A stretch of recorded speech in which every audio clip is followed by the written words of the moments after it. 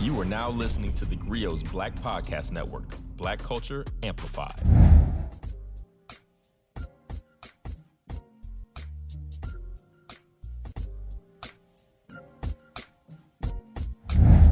Habari Gani, and welcome to our Kwanzaa edition of theGrio Daily, where I just sit here and basically tell you stories about growing up celebrating Kwanzaa and my memories.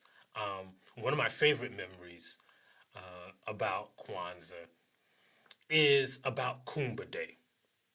Kuumba is the day of Kwanzaa where we celebrate creativity. Now, you can do this in all kinds of ways.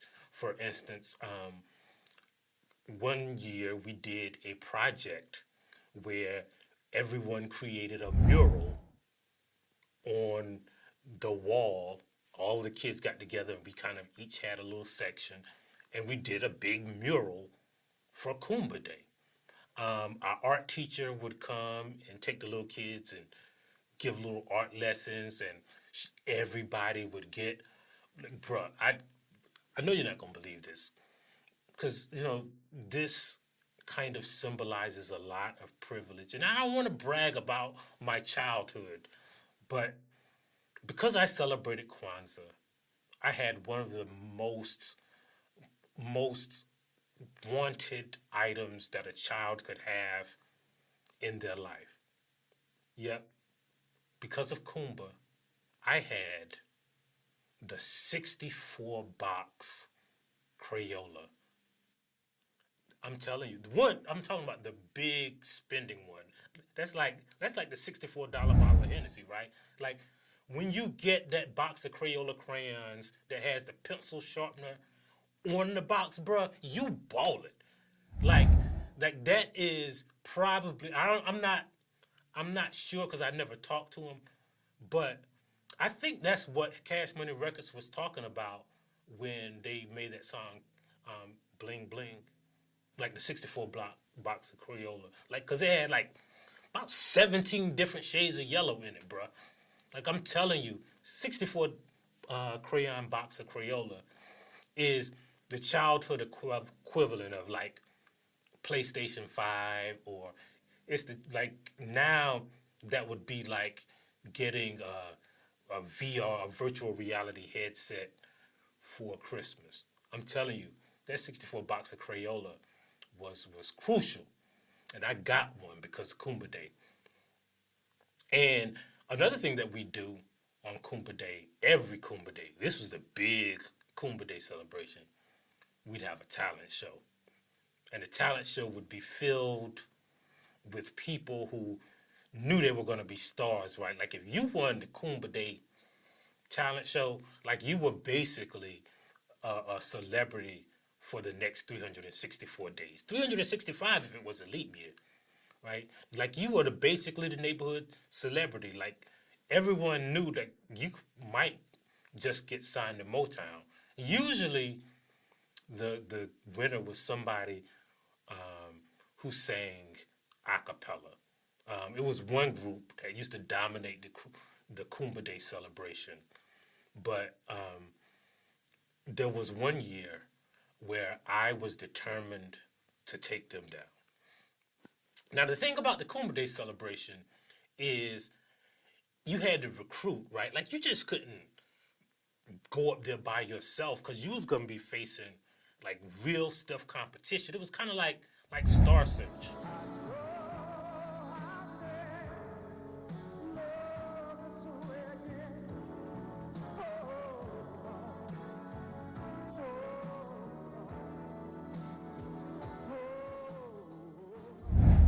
So, or like, it was the Kwanzaa version of American Idol, basically, right? Or Kwanzaa's Got Talent. It was probably like that, right?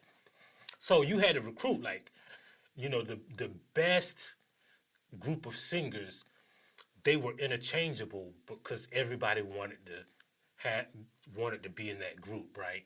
There was a dude. First of all, it was two staples of that group: a dude named Eric Lucky and a dude named Larry T. Bird. Larry T. Bird and Eric Lucky. Like, Eric Lucky was kind of like the Ralph Tresvant of that time. I mean, that boy sang. He had a voice like El DeBarge, right?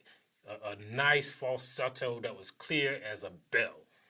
And Larry Bird, he was like Larry Bird had a beard when he was like in the third grade. He had a deep voice, and he sung all the bass parts, right? Larry Bird and Eric Lucky, all they had to do was just fill in the middle with somebody who could hold a note, and they was almost guaranteed to win the Kuumba Day talent show.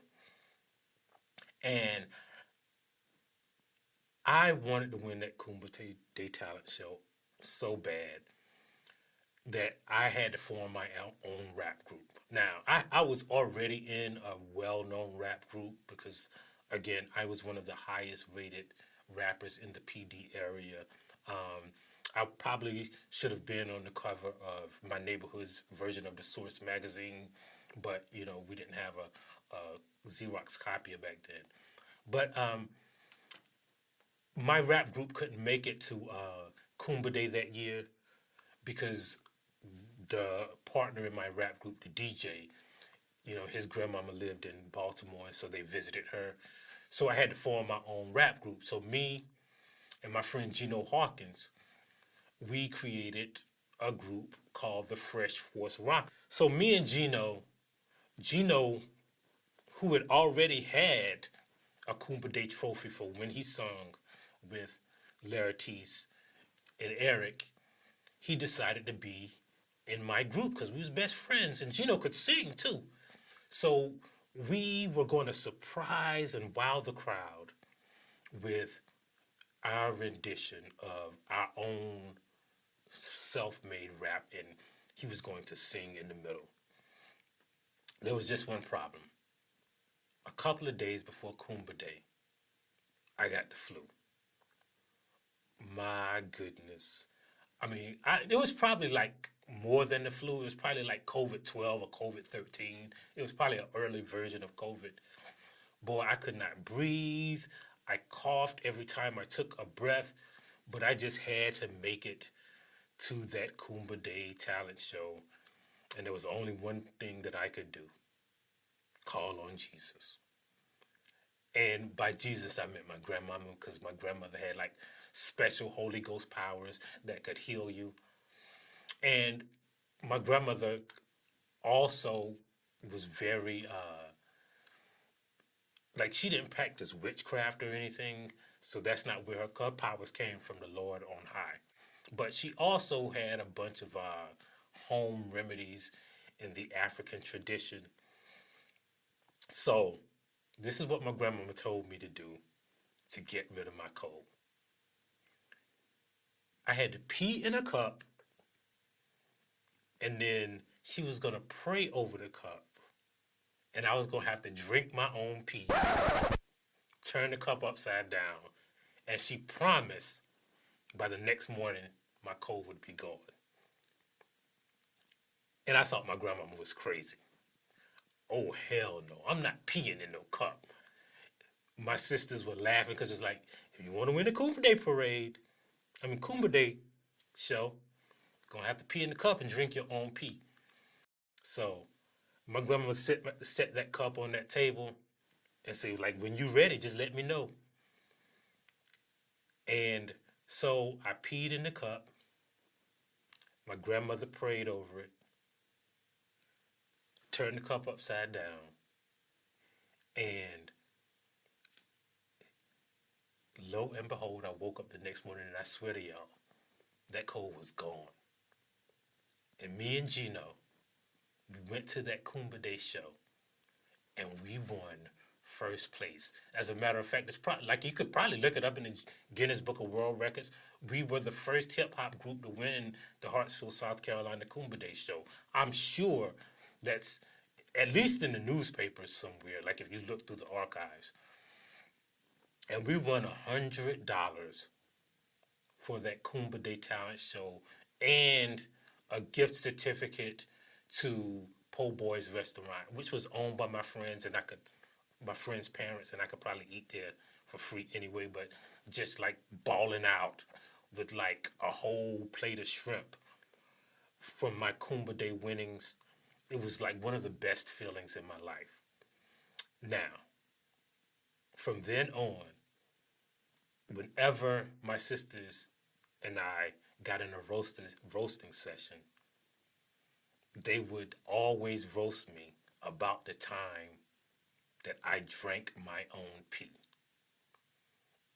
And, you know, I have to admit that prayer works. I have to admit that my grandmother does have superpowers, but I also have to admit that I lied to my grandmother and I lied to the world, because I took that cup of pee after my grandmother prayed over it and poured it in the toilet stool, because ain't no way. And I poured it in the toilet stool because, I love Kwanzaa, but not enough to drink my own pee. And that's why Kuumba is important, because you have to be creative if you want to eat free shrimp.